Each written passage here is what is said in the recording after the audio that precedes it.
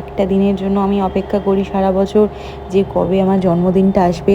তো birthday cake কাটার পর, cake খাওয়ার পর এখন সবাই মিলে আমরা ফটো তোলার জন্য দাঁড়িয়ে পড়েছি।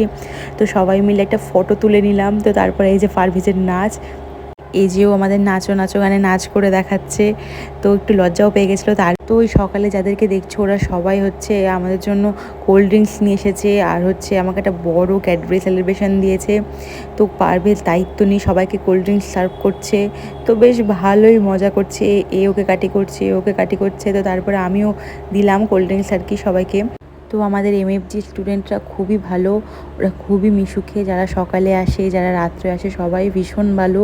তো সকালটা যে এত সুন্দরভাবে কাটলো মানে বলে বোঝাতে পারবো না। আর এই যে এত বড় সেলিব্রেশনটা কিন্তু ওরাই আমাকে দিয়েছে। আর দেখো কত সুন্দর সুন্দর ওর মধ্যে চকলেট আছে।